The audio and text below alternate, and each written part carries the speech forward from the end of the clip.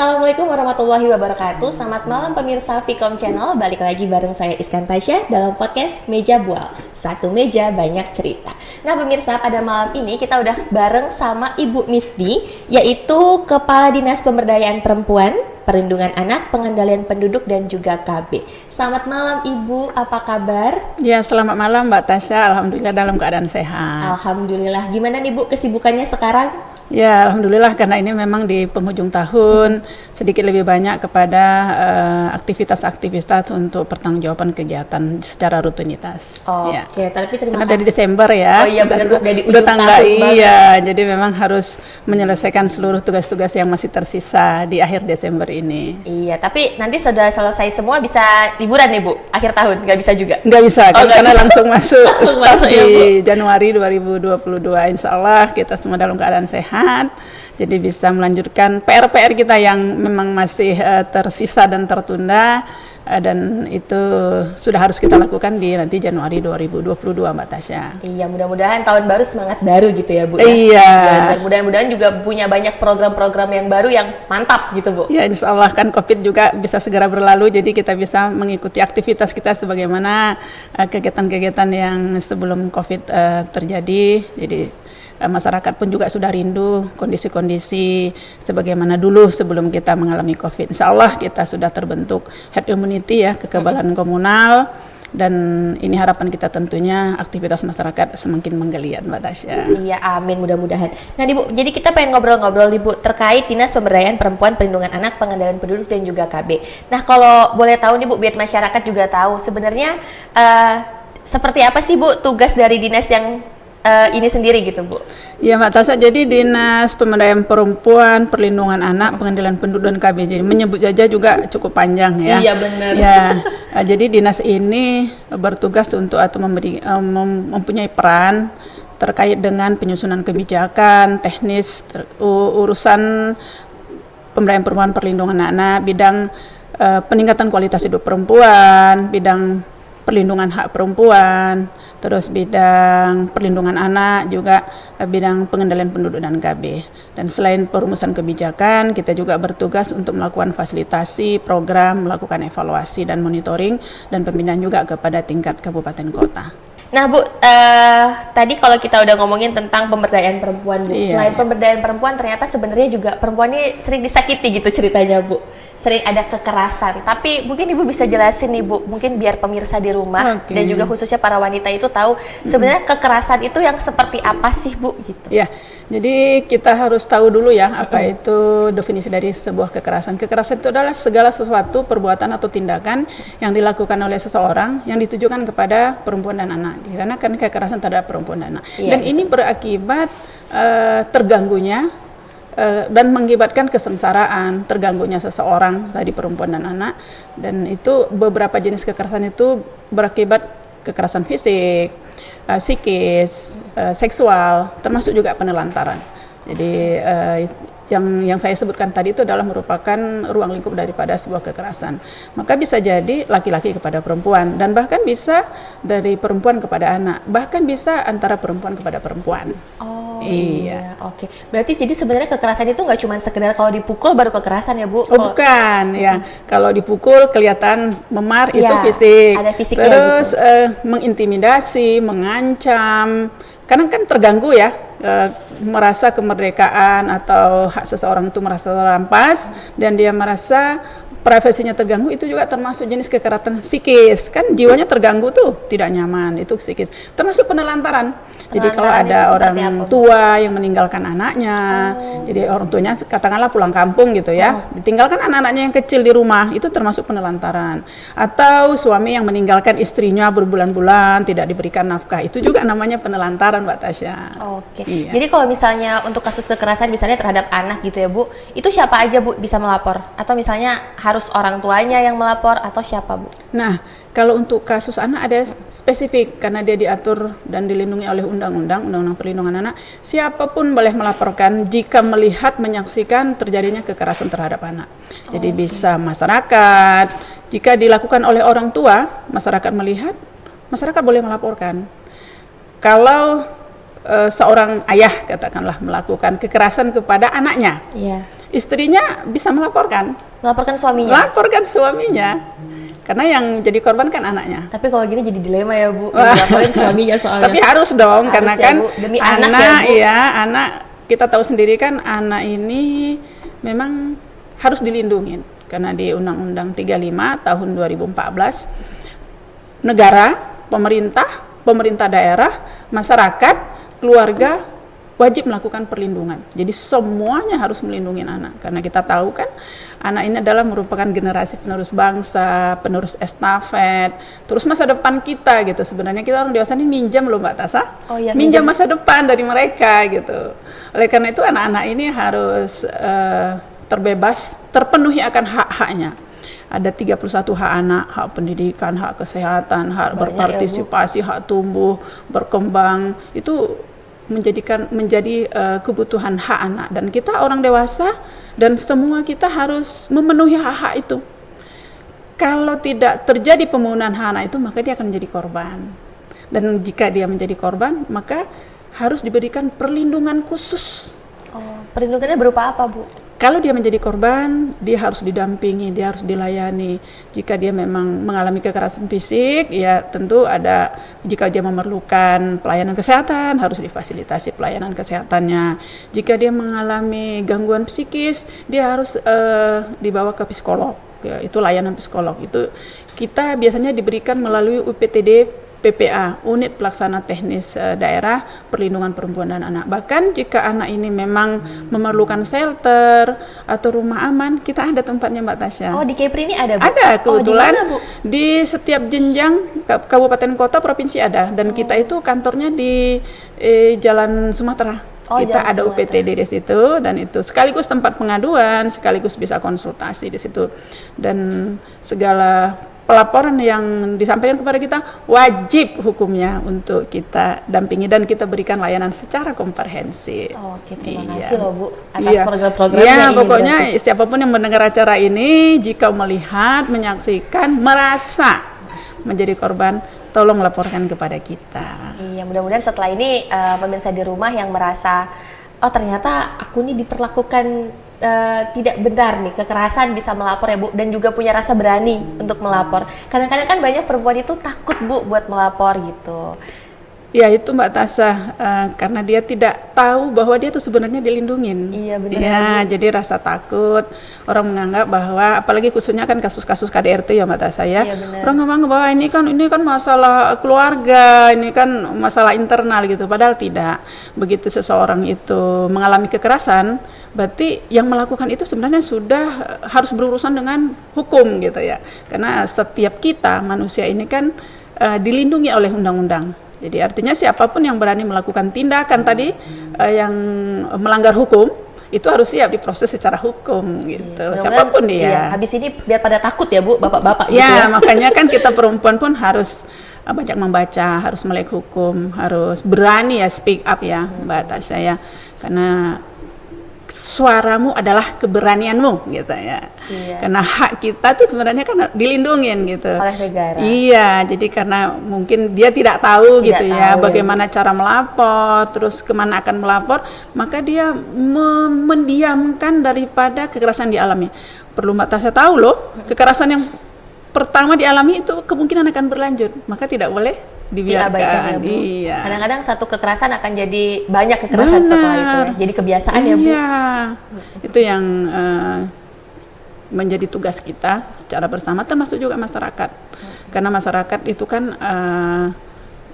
kekerasan itu kan pasti terjadi di masyarakat, terjadinya di keluarga gitu ya. Itu kan di unit yang terkecil gitu. Maka kita harus terus melakukan yang namanya sosialisasi secara masif, upaya-upaya pencegahan ya, seperti Mbak Tasa ketika tetangga gitu ya, kok lampunya mati gitu ya, lampunya mati terus ada berbunyi kayak seperti gaduh-gaduh gitu. Ya kita tetangga harus sudah mulai waspada gitu, jangan-jangan itu terjadi KDRT di situ gitu. Jadi kita harus empati, peduli untuk melihat tetangga kita, karena jangan kita biarkan. Jangan cuek-cuek ya Bu. Iya, karena kalau kita membiarkan terus tidak mau tahu dengan kejadian itu, sebenarnya kita juga sudah melanggar undang-undang. Karena ada di dalam undang-undang itu juga dikatakan bahwa kita tidak boleh mendiamkan, kita tidak boleh tidak peduli dengan kejadian itu. Jadi kita harus tanggap. Ya, itulah dia kewaspadaan, dan masyarakat itu harus saling memberikan edukasi kepada yang lain. Jangan dibiarkan. Ya, berarti gitu, juga Mbak. masyarakat harus berpartisipasi ya, Bu. Iya, benar Mbak Tasya.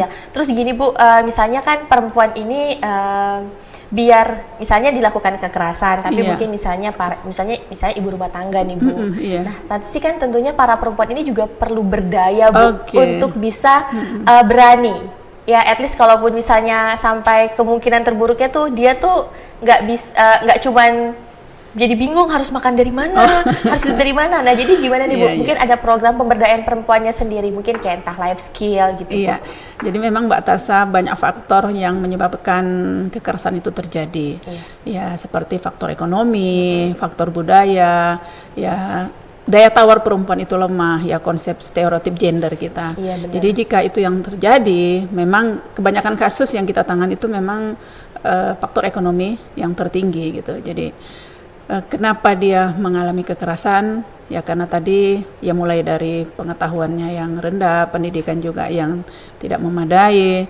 terus pemberdayaannya yang kurang, maka secara ekonomi kan dia lemah. Iya, benar, Ya Bu. tidak memiliki pekerjaan, penghasilan ya. Penghasilan. Jadinya Maka takut gitu, Bu. benar Mbak. Jadi ada beberapa kasus itu yang akhirnya dia cabut kembali gitu ya. Laporannya? Iya, jadi dia sudah laporkan. Karena berbagai pertimbangan, dia sudah punya anak, dan yang memang pelaku kan kadang suaminya. Iya, benar. Itu yang menjadi tulang punggung keluarga, maka dengan berbagai pertimbangan beberapa kasus itu dicabut oleh sang istri. Ya katakanlah dimaafkan. Iya, benar. Iya. Dimaafkan untuk pertama Iya, kali. iya. Tapi beberapa kasus yang kita lihat yang tidak bisa ditoleransi, dan si istri memiliki tadi itu pendapatan, dia jauh lebih berani untuk membuat sebuah keputusan. Ya bener kan, Bu, Iya, karena jadi- merasa kalaupun nggak ada suaminya masih mampu gitu, Bu. Ya karena di dalam sebuah pembangunan gender, di dalam konsep pembangunan, keberhasilan pembangunan itu sendiri memang diukur salah satunya adalah kontribusi perempuan dalam pendapatan. Maka disitulah pentingnya sebenarnya perempuan itu punya aktivitas yang berdampak secara ekonomi. Bukan harus keluar rumah Mbak Tasya, bukan Bisa harus jualan online ya, di Bu. rumah juga kan bisa. Ekonomi itu bisa dibangun dari rumah, home industry, bisa jualan online dan lain sebagainya, bisa mengajar dari rumah, bisa membuat aktivitas dari rumah. Jadi tidak harus keluar rumah baru dikatakan perempuan itu memiliki kontribusi dalam pendapatan. Oke, nah tapi Bu, selain tadi misalnya jualan online, terus apalagi sih Bu bentuk pemberdayaan perempuan sendiri gitu, Bu? Ya, jadi kita di Dinas Pemberdayaan Perempuan kan memang tidak bisa bekerja sendiri ya Mbak Iya, Tasya. benar. Ya, kita di provinsi juga harus berkolaborasi dengan OPD-OPD terkait seperti Perindak, UKM. Demikian juga kita kan punya tingkatan di bawah, yaitu kabupaten kota.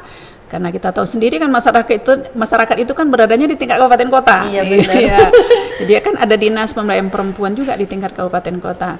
Nah, di dalam programnya tentu selaras ya, karena yang untuk program peningkatan kualitas hidup perempuan itu pasti diarahkan untuk peningkatan life skill, terus pemberdayaan ekonomi perempuan. Kalau kita di provinsi, kita sudah mulai mengembangkan yang namanya sekolah perempuan, Mbak Tasya. Oh, sekolah perempuan, baru dengar nih, Bu. Itu sekolah apa, Bu? Ya, jadi sekolah perempuan ini kita mencoba mengkolaborasikan antara pendidikan paket C. Oh. Jadi banyak berbagai latar belakang ya mengapa para perempuan produktif dia putus sekolah ya, dan itu kita lakukan seleksi dan kita bekerja sama dengan PKBM dan SKB. Mereka ini mengikuti dulu sekolah paket karena memang kalau provinsi kan kewenangannya memang SMA. Nah, itu kan baru dari pendidikan. Mengapa pendidikan ini penting? Karena memang rata-rata lama sekolah laki-laki dan perempuan itu masih terjadi kesenjangan, Mbak Tasya. Oh, gitu, Ya, Bu. masih lebih tinggi laki-laki Dibanding perempuan? dibanding perempuan. Ini merupakan salah satu komposit untuk membangun indeks pemberdayaan gender. Ya, jadi memang pendidikan perempuan itu harus meningkat. Harus paling nggak setara ya Bu? Iya, sebenarnya kan kesetaraan itu tuh Mbak Tasya, bukan berarti kita harus ini ya, harus melakukan apa yang dilakukan anak kita, tapi di semua aspek pembangunan, di pendidikan kita juga bagus, di kesehatan bagus, di politik kita juga terlibat, terus di ekonomi juga, di ketenaga kerjaan juga kan gitu. Jadi saya kira ekonomi, kegiatan-kegiatan pemberdayaan ekonomi, kita juga punya rumah terampil, ini yang harus terus, dan apa yang kita laksanakan di tahun 2021 ini juga akan kita terus lanjutkan di tahun yang akan mendatang. Kita ada juga inkubasi bisnis, jadi ibu rumah tangga yang belum punya kalian, kita coba untuk mengupgrade-nya. Tapi bagi UMKM rumahan, itu kita adakan kegiatan melalui inkubasi bisnis, itu seperti UMKM yang akan naik kelas gitu Mbak Tasya. Oke, nah Ibu, sebelum kita masuk ke program-program nih Bu, saya pengen ngebahas dikit Ibu tentang fenomena sekarang kan di masa pandemi ini Bu, banyak anak-anak yang harus di rumah, istri-istri di rumah karena suaminya pada work from home juga gitu. Nah jadi kayak belakangan ini banyak banget Bu kasus kekerasan seksual, kekerasan dalam rumah tangga. Karena anaknya di rumah, bapaknya di rumah, ibunya di rumah, jadi kayak lebih gampang nih Bu buat melakukan kekerasan. Ini seperti apa nih Bu fenomena ini? Ya memang Mbak Tasya, sampai dengan kemarin itu kasus kekerasan terhadap anak itu sudah sekitar 274 ya. Ini di Kepri Bu? Ya, jadi ini memang yang tertinggi ya 3 tahun terakhir. Bener ya Bu, selama masa pandemi ya Bu? Oleh karena itu memang kami ya menghimbau juga pada kesempatan kali ini kepada kita orang tua harus lebih waspada untuk lebih memperhatikan anak-anak kita, karena memang yang paling dekat itu kan orang tua Mbak Tasya. Ya, kita harus lebih menjadikan anak itu sebagai sahabat, sebagai teman, supaya mereka lebih terbuka ya terhadap aktivitas yang mereka lakukan, dengan siapa dia berteman, dengan siapa dia bergaul, akses apa. Kan biasanya kan anak-anak itu banyak menggunakan gadget atau handphone gitu ya. Ya, kayak banyak aplikasi yang sebenarnya belum pada usianya ya Bu. Jadi informasi-informasi yang sebenarnya belum layak mereka akses itu sudah terpapar. Saya mengatakan anak-anak kita banyak terpapar pornografi. Mereka juga belum tahu apa dampak kepada mereka, dan bahkan karena seringnya menonton maka tidak jarang mereka melakukan. Ya, itu antar teman sebaya. Dan yang paling miris lagi ya Mbak Tasya, yang pelakunya itu adalah orang terdekat. Ya, benar, orang Bu. Tua, ya pacar, tetangga, paman. Ya. Dan kalau itu yang terjadi Mbak Tasya, itu di dalam hukumannya dilakukan pemberatan. Oh iya. Iya, harus. Mengapa? Ya karena harusnya orang yang melindungi si anak tadi, malah jadi tapi pelaku. Justru dia yang menjadi pelaku. Seksual memang paling tinggi Mbak Tasya, di atas 60%. Oh iya, ya dari kasus kekerasan anak yang saya katakan tadi. Ya mudah-mudahan karena kemarin itu kan udah tanggal 28 ini ya. Jadi mudah-mudahan laporan dari, karena itu kan adalah merupakan laporan Simponi termasuk yang di tingkat kabupaten kota. Miris, memang 3 tahun terakhir yang tertinggi tahun ini. Dan itu juga tertinggi porsinya adalah kekerasan seksual. Bener ya Bu ya? Iya benar. Kadang-kadang kalau kita nggak mau kasih anak main gadget, tapi sekarang sekolahnya juga pakai gadget Bu. Serba dilema juga. Iya Mbak Tasya. Iya. Ya cuma ya mungkin mudah-mudahan orang tua juga paham ya Bu, ada namanya screen time buat anak. Jadi kayak ya pakai handphone, pakai gadget ya, cuman ada batasan harus waktunya. Dibatasi penggunaannya. Dan iya terus juga harus dikendalikan juga kali ya Bu sama orang tua. Jadi diawasi, benar-benar Mbak Tasya. Nah terus Bu, kalau misalnya tentang kekerasan seksual, kadang-kadang kan anak-anak itu mereka suka nggak tahu Bu kalau ternyata mereka tuh dilakukan kekerasan seksual. Jadi sebenarnya orang tua itu harus gimana ya Bu cara memberitahu ke anak-anak gitu Bu? Ya, khususnya ibu ya. Ya benar Bu. Ya memang kan. Lagi kok punya anak perempuan ya Bu. Ya jadi ibu ini juga memang ya bukan ya semua lah ya. Ibu sedari dini juga harus mengedukasi ya bahwa ada perbuatan-perbuatan tindakan yang seharusnya tidak boleh dilakukan oleh seseorang kepada anak kita. Contoh, yang meraba atau memegang bagian-bagian tertentu anak kita. Jadi kita harus sudah ingatkan sedini mungkin gitu. Ya. Siapapun yang melakukan itu gitu, baik di rumah, di lingkungan, di sekolah, jika itu dilakukan dia harus kasih tahu kita. Melapor gitu. Yaitu dalam bentuk sebuah pelecehan sebenarnya. Ini kan karena anak-anak kadang nggak tahu gitu ya, bermain dia dengan temennya melakukan itu dianggap suatu hal yang biasa gitu. Pertama dilakukan ya mungkin bisa ini ya mungkin tak sengaja gitu lah bahasa kita. Nggak tahu juga gitu ya Bu. Tapi kalau sudah sering-sering dilakukan itu berarti kan sengaja.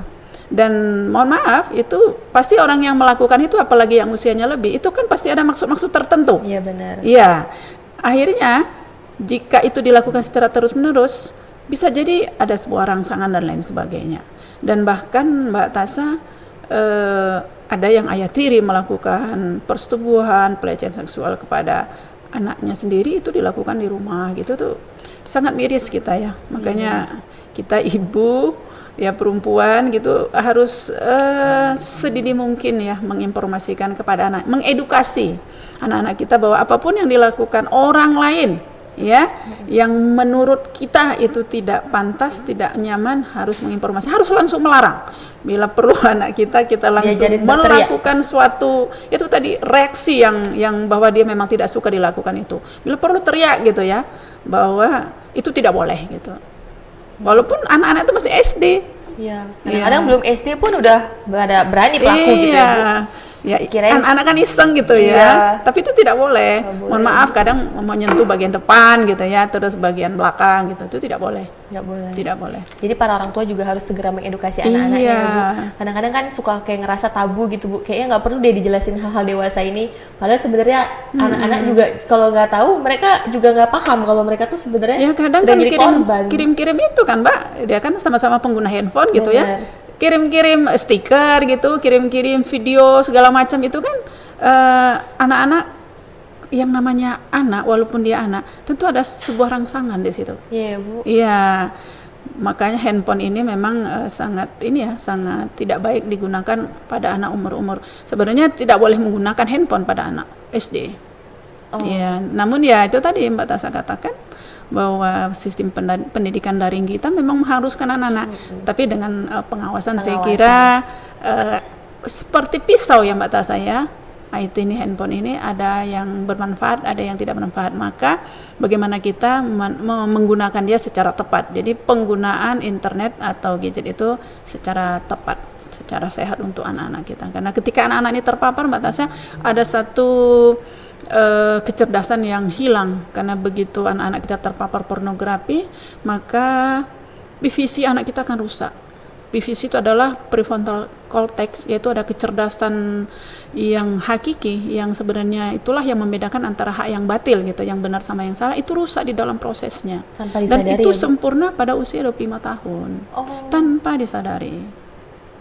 Iya, berarti mudah-mudahan lah ya Bu, orang tua bisa lebih mengawasi penggunaan gadget terhadap anak-anak. Maka semakin banyak kita membaca, mendengar tuh serem rasanya. Makin takut gitu. Bu. Iya kan, tapi ya gimana kalau nggak dikasih handphone juga anaknya butuh sekolah, butuh googling gitu ya Bu ya. Kadang-kadang kan anak kita kan dia main di kamar gitu Mbak Tasha. Iya, kita kira kan aman-aman saja gitu ya. Tapi ternyata kan bisa jadi dia membuka situs-situs yang memang tidak baik untuk perkembangan dia gitu, untuk tadi ya PVC-nya itu akan rusak Mbak Tasha.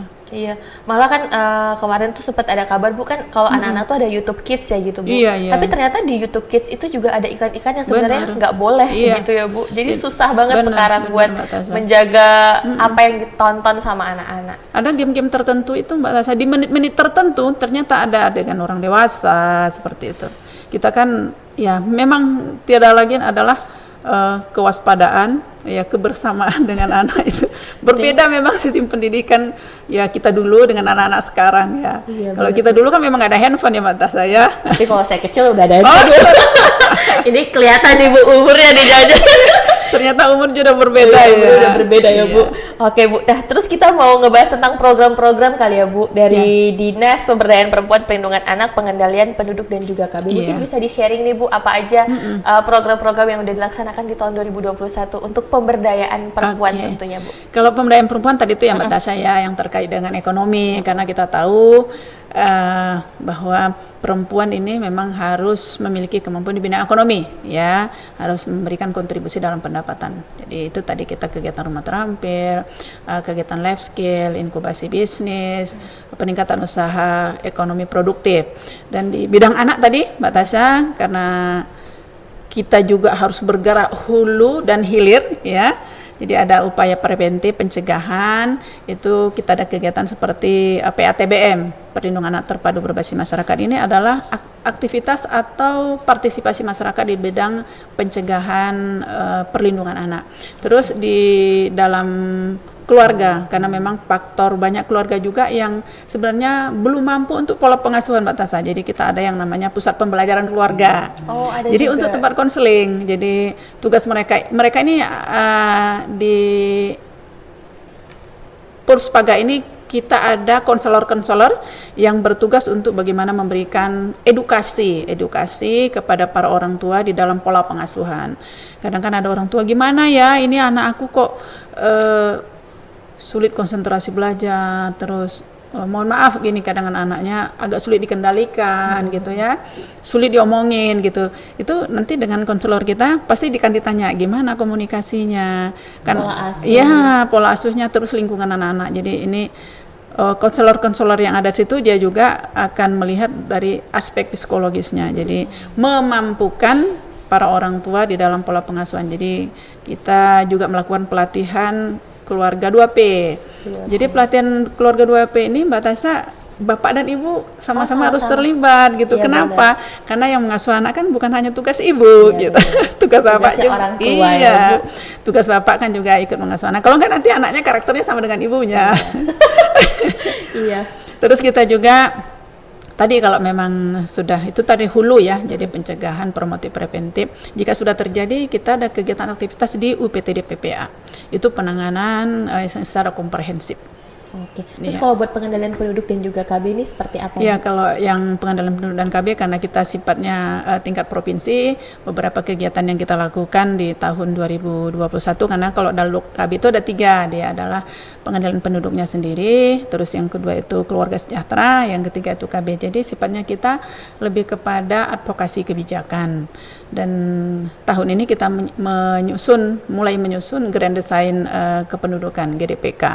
Ini adalah sebuah konsep perencanaan yang kita susun berdasarkan 5 pilar yang nantinya ini menjadi sebuah Grand Design. Itu adalah sebuah rencana induk yang kita jabarkan di dalam roadmap nantinya 5 tahunan. Kalau KS ini seperti tadi juga Mbak, jadi karena di kita ada 2 urusan, bagaimana juga kita mewujudkan keluarga yang sejahtera. Keluarga sejahtera itu keluarga seperti apa, Bu? Jadi kan ada 8 unsur ketahanan keluarga Mbak. Ya, ini yang nggak boleh timpang nih, ibarat seperti jari-jari sepeda. Oh, iya. Kalau salah satu jari-jarinya rusak, maka jari-jari sepedanya itu akan sulit berjalannya, tidak sempurna. Jadi ada unsur agama, ada ekonomi, ada dan lain sebagainya. Itu kita arahkan lebih kepada ekonomi, karena tadi kembali lagi bahwa keluarga sejahtera itu untuk mewujudkan keluarga yang berkualitas, maka harus terbentuk dulu keluarga yang sejahtera.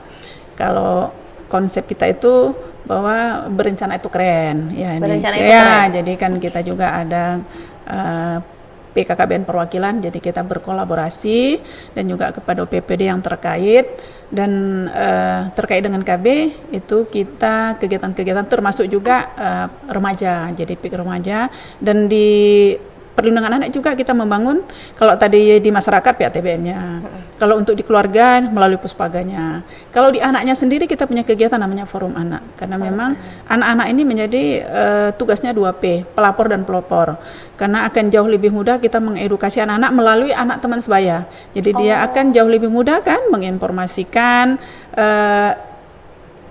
penjelasan atau informasi-informasi terkait dengan perlindungan anak dengan teman sebaya, dan itu sudah terbentuk tingkat provinsi, kabupaten kota, bahkan ada tingkat kecamatan dan kabupaten tingkat desa kelurahan.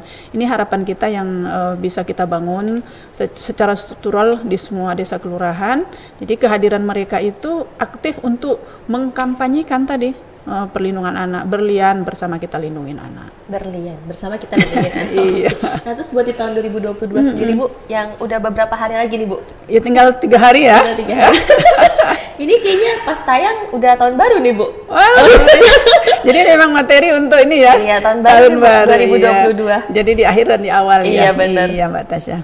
Jadi saya kira memang PR kami masih sekitar jadi berbagai permasalahan ya, bahwa masih tingginya kasus kekerasan terhadap perempuan, dan kasus anak juga terus meningkat. Iya, terus partisipasi perempuan juga dalam pendapatan masih rendah.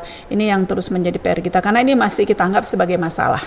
Jadi masalah ini harus terus kita upayakan untuk dicari bisa solusinya. Jadi rasionya kan kita berharap harus menurun, rasio kekerasan terhadap perempuan harus menurun, kekerasan terhadap anak harus kita harapkan juga menurun. Walaupun sebenarnya Mbak Tasya, kasus ini sejatinya saya kira seperti fenomena gunung es. Jadi kalau ibarat gunung es itu kan yang kelihatan kan hanya pucuknya doang tuh. Jadi kalau yang melapor satu itu bisa jadinya 3 loh Mbak di bawah.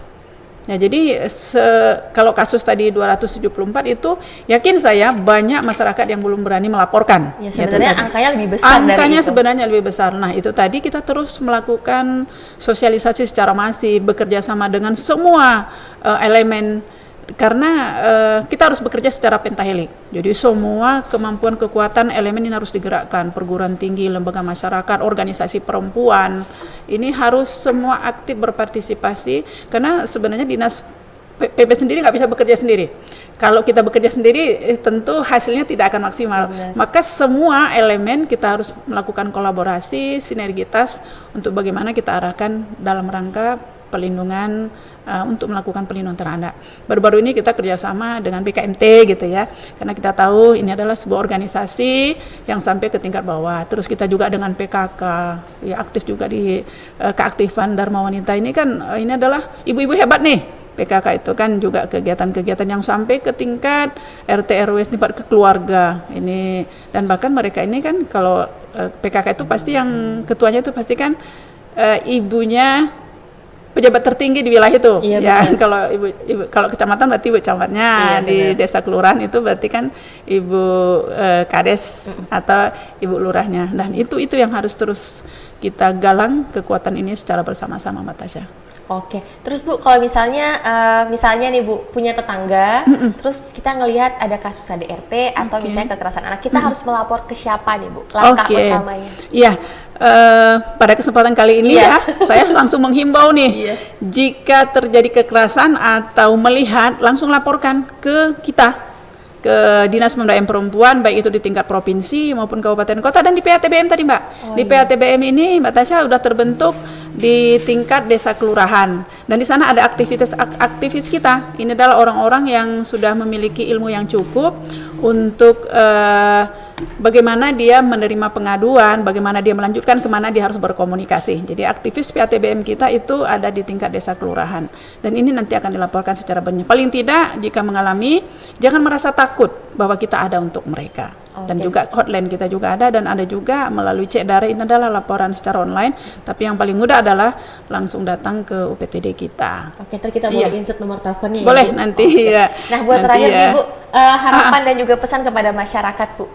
Ya, terakhir ini ya, untuk himbauan di akhir tahun dan awal tahun juga, bahwa kekerasan harus kita musnahkan, atau kekerasan harus zero di Indonesia, di Provinsi Kepri, di Tanjung Pinang, dan di semua keluarga yang ada. Karena memang kekerasan ini adalah sebenarnya tindakan pelanggaran terhadap hak asasi manusia. Karena manusia ini adalah ciptaan daripada Allah Subhanahu wa taala, maka kita harus saling menghargai dan mencintai daripada sesama manusia.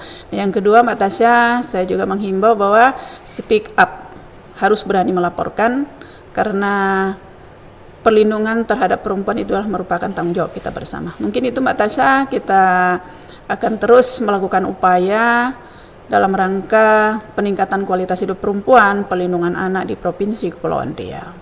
Oke, mudah-mudahan ya Bu, setelah pemirsa pada nonton ini, mudah-mudahan para ibu-ibu juga kalau misalnya ternyata mengalami kekerasan bisa lebih berani buat speak up, buat melapor. Dan juga semoga para masyarakat nih Bu lebih aware, lebih peduli terhadap tetangga, atau mungkin misalnya ada ngeliat anak tetangga atau mungkin anak saudara, bisa lebih, ya mungkin bisa ditegur dulu, kalau misalnya nggak bisa didengar baru kita laporin. Gitu karena ya, semua anak itu adalah anak kita, Mbak Tasya. Bukan hanya yang lahir dari rahim kita. Kita nggak tahu juga bahwa nanti anak tetangga jadi bupati, jadi wali kota, jadi camat, maka tugas kita bersama untuk melindungi mereka. Iya, melindungi sesama ya Bu. Iya, anak generasi tunas bangsa. Iya, anak generasi tunas bangsa. Iya. Oke, Ibu Misty, terima kasih atas waktunya Bu pada malam ini. Mudah-mudahan Ibu sehat selalu, kita semuanya sehat, semangat dalam kembali bertugas Ibu di tahun 2022. Dan COVID segera berlalu, Mbak Tasya. Benar. Semoga COVID segera berlalu, jadi kita bisa kembali beraktivitas Ya, kan, Bu? sebagaimana sebelum kita COVID ya 2 Iya, tahun benar. yang lalu. Nggak cuma new normal aja nih, Bu, Iya, gitu ya, iya. Bu. Oke. Insya Allah. Oke, terima kasih ya, Bu. Oke, pemirsa, itu dia ngobrol-ngobrol kita sama Bu Misni, Kepala Dinas Pemberdayaan Perempuan, Perlindungan Anak, Pengendalian Penduduk, dan juga KB. Sampai ketemu di episode lainnya di podcast Meja Bual, Satu Meja Banyak Cerita. Wassalamualaikum warahmatullahi wabarakatuh. Waalaikumsalam warahmatullahi wabarakatuh.